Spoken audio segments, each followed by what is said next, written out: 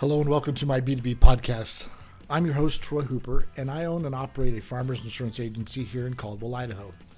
I created this podcast to spotlight business owners and leaders to share their story and tell us about their business, the who, the what, the when, the why, and the how of it all. And if you're listening and are a business leader, my hope is that you will gain some great nuggets of knowledge from our guest that will help grow your business to the next level. And so with that, let's get into the interview.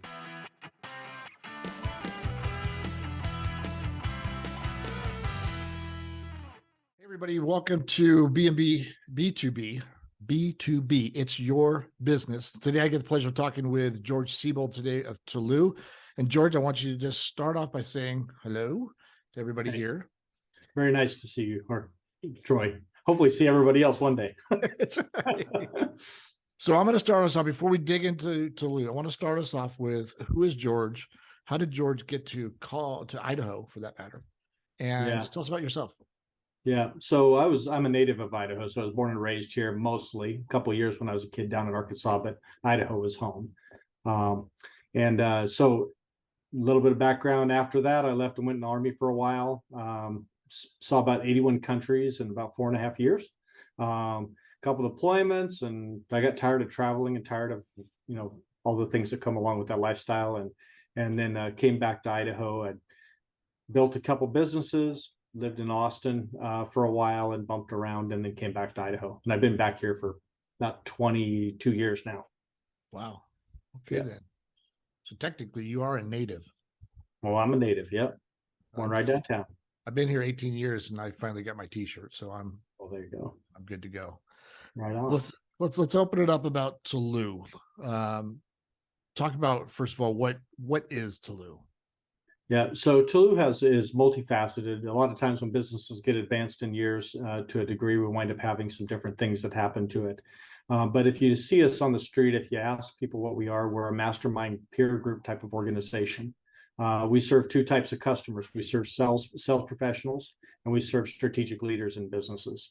So really helping that professional connect, improve access to people, and improve access to knowledge. So tell me then, as far as Talloo, what makes it, because anybody who's going to see this is going to think to themselves, networking groups. Talk about how Talloo is different than being in just a networking group. Yeah, so really what it is we have to grow you professionally. When you a sales professional, I'll just start there. What happens is we're sent out with a quota. We're sent out, here's your bag, go get something. Where do you start with that? We found that sales leaders are typically graduated salespeople, so they don't really have a lot of formal training, so they don't know how to give direction oftentimes. They don't have access to the doorways that they're telling you to go to, so there's a limited access there. And so what we did is we've constructed a model that it really focuses on two questions in the hour. The first one is, what are you working on right now? And maybe that's a deal that you're working on, or it's trying to manage up to your manager and manage expectations of your customers, what have you. So what are you working on? And then the second question that we wind up that we ask is, how can we help you? And so that maybe is knowledge sharing, but oftentimes it's asking for access to a doorway, or how do I approach something, right? So they seem like in some ways the same question, but the first one gives us insight into what you're going through right now as a professional. And the second one gives us insight into how we can unlock doors, open doors, so that you can proceed and achieve your mission. So that's very different than a traditional networking organization that's a lead exchange, like a BNI or something like that. And it has a twist to it as well, in that it has an app, or it's connected online. So talk about how did that get set up for you? I mean, that had to be a new thing when you started to do that. Do we even have the app back then? We didn't. So Talloo is a technology forward type of company. So we've built our own technology stack, and we're continuing to develop on that all the time, including a publishing platform that you're hearing about just now for the first time. That'll happen at the beginning of next year. Breaking news. Yeah, breaking news, literally. So our publishing platform actually smushes together three things. If you look at a platform like LinkedIn, you have content and you have community. You have job board and a bunch of other things, but we'll say content and community. In Talloo, you have content, or you have community, and you have content, and you have commerce. So what we're doing is doing a mashup where you'll be able to publish content and you'll be able to draw a direct line back to how that content performed to actually give you a recognizable result and outcome. So that'll publish as we, there's a form of it out right now. There's a big refreshes happening right after the first of the year. How did you come up with the name Talloo? It's also a mashup. So in Danish, it actually is derivative of a word called Tallus, which means countless or innumerable. And in Farsi, that same word sounds like, so Tallus means sunrises.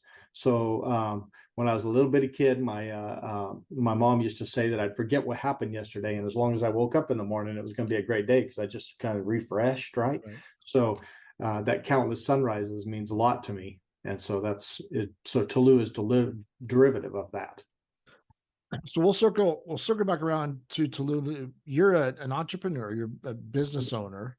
You've been on the other side of the fence too, with just working for somebody. Oh, sure, yeah. So what's driven you as an entrepreneur? Because I mean, Talloo has just gone through multi changes, and it's been just amazing what you keep doing. Yeah.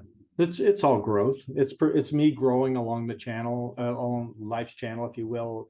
It's me understanding and listening to our customers, members, and understanding what their needs are. That's what caused us to get there. Really foundational. And this is going to sound really weird. If you don't know me, this is going to sound really kind of odd. Okay. When I served in the military, I got to see what real poverty looked like, what desperation looked like, where no hope existed whatsoever. Okay, in the Middle East and Africa, and just places that were really, really challenging in the early '90s. But I was a young guy and I wasn't very bright, so it took me some while to grow up. So I went into corporate America when I exited the military, and as I went along there, I started creating software and learning how to write software. And as I went into my first business, again, I was still a dummy, but I was writing software and I learned the software business. Over time, what happened is I connected some dots. And what I realized is that the only thing that keeps poverty happening, the only reason it exists, is we lack access to people and access to knowledge. Yeah. What happens is we stumble through things. If I'm not a CPA, I'm not trained as a CPA, but if I didn't take the time to become a CFO of my own business, then I wouldn't know about certain tax code advantages that I can take advantage of, or I wouldn't know about when to do certain things throughout the year because I learned through time, right? Well, the thing is that people don't have access to a me all the time or a you all the time. And so we all get into business and we bumble through it until we go, oh, now I get it. And if we can accelerate that time, meaning if we can give them the knowledge earlier, give them a vehicle where they can search and they can discover from true experts, and that's why this publishing platform. And if we can give them access to people, wherever they are or wherever they need. So remove the gates that are designed to increase advertising revenue. I hate that. So if we remove the gates, all of a sudden we have an opportunity for people to do what we're hardwired to do, which is help each other. We're hardwired to help, but technology has put in so many gates because of revenue. It's ridiculous. So I'm not revenue driven.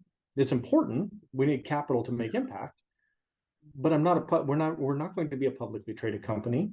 We don't have shareholders, at a venture firm that's driving us for unrealistic growth.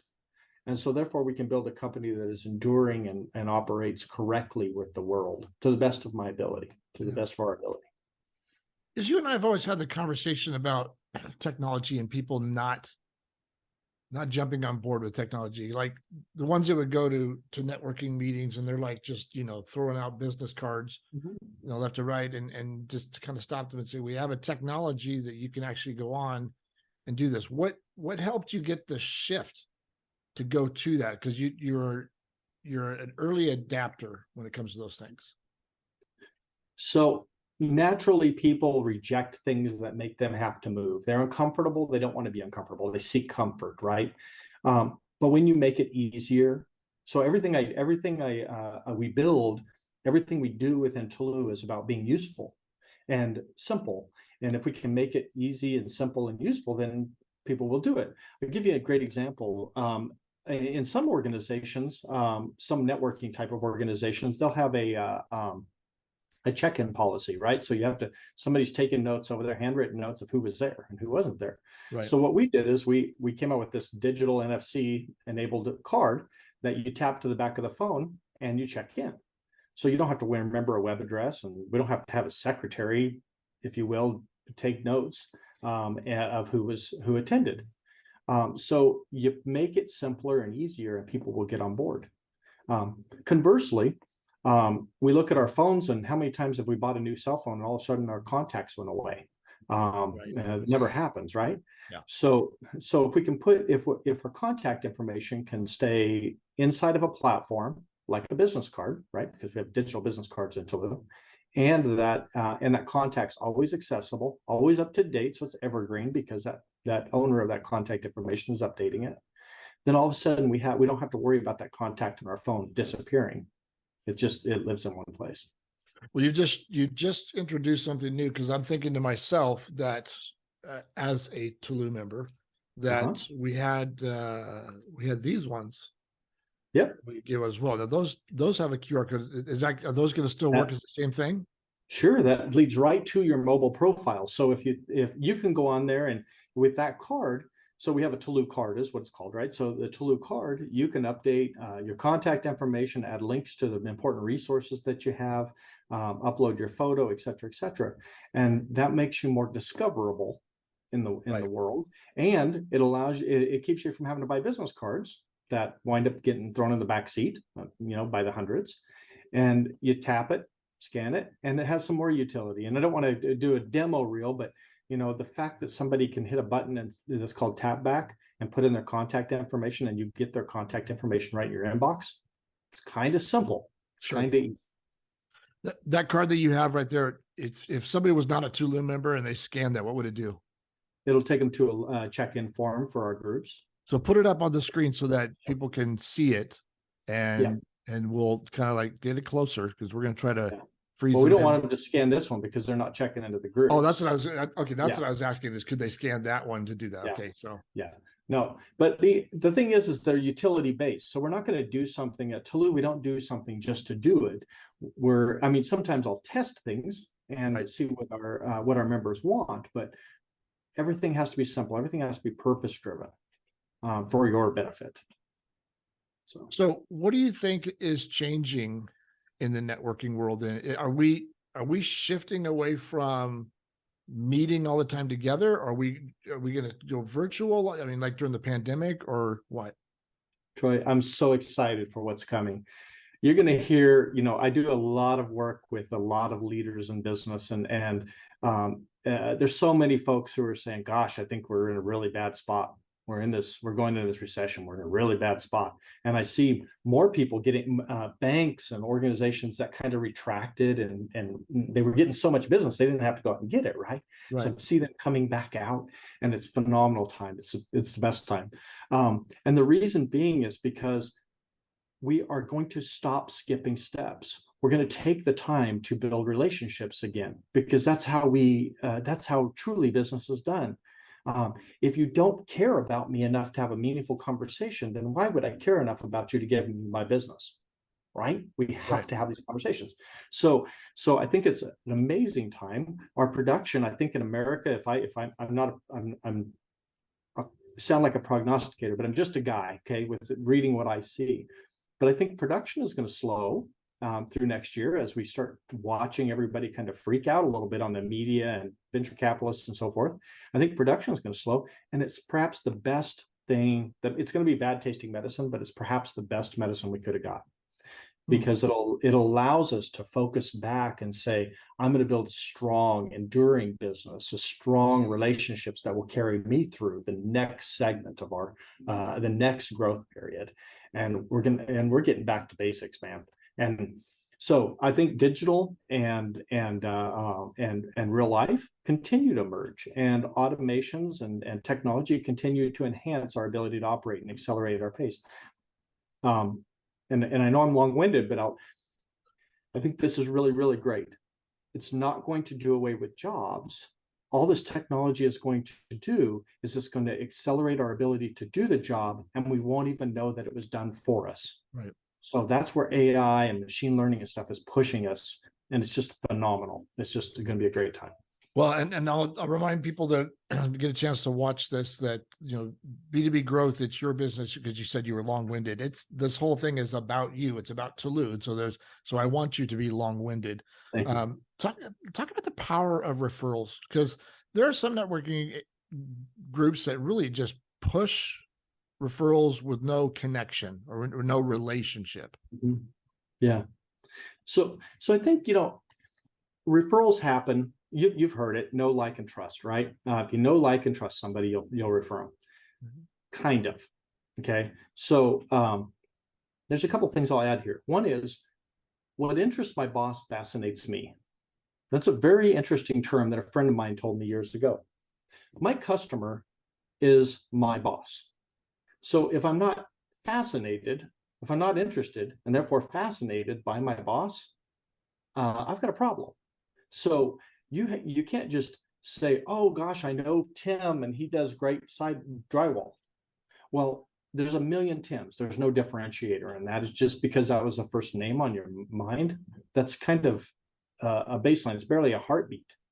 But when you when you understand your customer and you say, you know what, you'll really like Tim. He's a family guy too, and he has this and that, and you're really going to enjoy. You can trust him around your home. All of a sudden, the equation changes, right? And that's what we have to. That's what we need to focus on. I don't care what power teams you build or what electronic mechanisms you do for lead exchange. The fact is if it's transactional, it's transactional. There's no trust being developed there. There's no rapport being built there. It's about knowing that the guy or girl that I'm going to be referring is going to show up and do the work that I endorsed that they could do, and they're going to be best in the world at it, or at the very least, do the best job they possibly can. Well, I'll go back to even the very first time that I met you, and it was always George knows everybody, but the reality was George connected everybody, and that's a stronger base word than referrals. And I saw that in Talloo, where it was also, you need to talk to this guy and he needs to talk to you. And it was just bringing people together like that, and obviously to see maybe if there's a fit or not, but that's what I've always saw with you. So why is that such a, I don't want to say a new concept to people, but it's like, shouldn't everybody be doing that? They should be doing that. But I think that there's some things that are taken for granted. The fact that I have some gray hair means I've been around for a little while. Okay. And it's not just about connecting people. It's about, in the sense that I know people. It's not, I do know people, but it's not about that as much as it is about knowing how people need to connect. I take, for instance, if you think about your agency, there are certain people that are natural referral sources for you. Real estate agents. You would think about auto dealers. Should be great referral sources, et cetera, et cetera. Anything around a high value asset that the consumer buys, or when you get to the business side, when somebody, a commercial agent, somebody who is seeing somebody move from one property to another one, or somebody who is installing hoods over the top of stoves inside of a restaurant. Well, they're changing their risk posture. So they need to reevaluate their risk posture in their business, and therefore reevaluate their insurance, right? So these are natural things, people that should connect with you. Now, but if I come to you and I say, hey, here's a great massage therapist, that's going to be a great connection. Maybe you can use their services, and maybe you can write their insurance. But the likelihood that you'll do more than one transaction with them is small, because insurance is not going to come up in their day-to-day business conversation. It's going to come up very rarely. So to that point of, if we don't understand how a person fits in the world, how a business fits in the world, then you can't be a great referral source. All you are then is throwing people together and hoping something happens. It's a lot more like Tinder than it should be. That's true. Hey, let's jump to the fact that since you are a business owner, what have you seen changing in your world with hiring employees, keeping employees, people not wanting to work, people wanting to work, that kind of stuff? Yeah. So again, I work with a number of businesses, strategic leaders in businesses far and wide. And a lot of them are in the manufacturing and construction space. And so attraction and retention of employees is their number one issue. Um, as we talk, the default direction that we wind up going to is there needs to be more automation and more simplification of the job tasks. Because what happens is that there's large organizations like here in the Treasure Valley, the Amazon comes in and takes up several thousand employees off the job market. They put them inside of a warm building with easy to follow instructions. I'm not saying it's easy work, but it's easy to follow instructions, and they have great benefits. So what happens is that businesses that have typically had more difficult jobs, maybe steel production or manufacturing tanks or what have you, these type of companies wind up not having an adequate employee pool. So implementing technology such as robotics or automations where machines are taking care of other machines effectively. Right. These type of tools are very, very important, so that they can ramp up a new employee faster, and they can take them out of the cold, or they can take them out of more hazardous situations that they normally would, 10 years ago they wouldn't have thought too much about.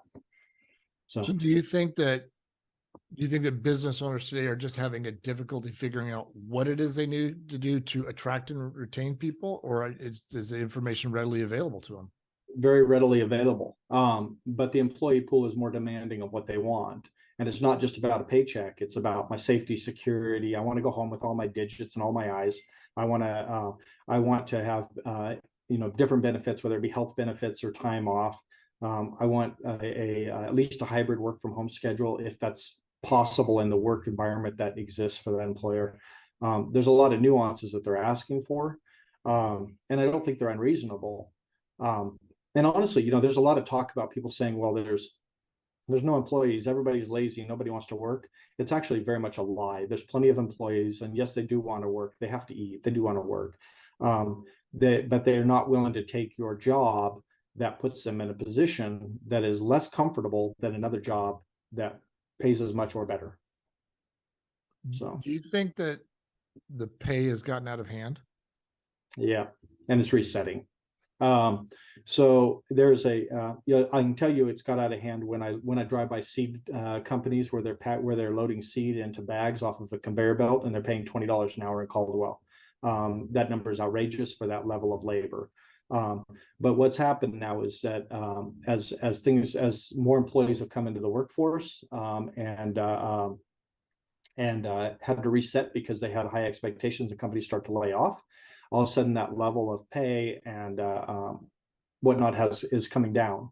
But what that creates, though, is that when you have say an employer has all of a sudden they've raised the pay of their employees up to $22 an hour for labor, and they just went through that adjustment, and now they've got Bill who's coming in, and Bill's looking, he's looking at 20. That's great, but the fact is that this business just went through this big change where they had to elevate everybody's wages by 40%, and that just readjusted their whole,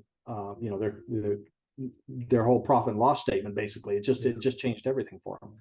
So, as wages come down, they will come down. There'll be a reset as they bring on new employees, and employees go on. They won't start at that same premium wage.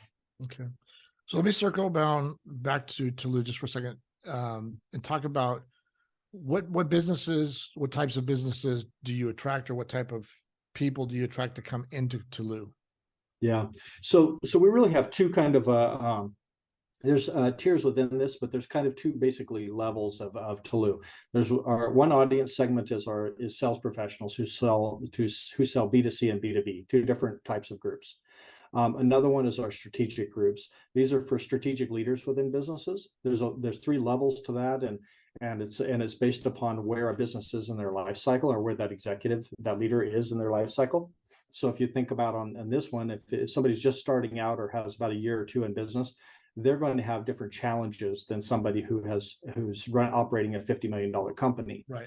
And so we put the smartest minds at the best table possible, to match them up with peers that can help them grow. So it's how somebody, I had a conversation earlier this evening with a woman who is changing out of her current profession into another one. She's about 50 years old. She's had a couple businesses, and she's looking to say what's next. But she has all this experience, but not necessarily in the business that she's looking at for her next. So it's matchmaking, intelligent matchmaking. That's a good way of putting it.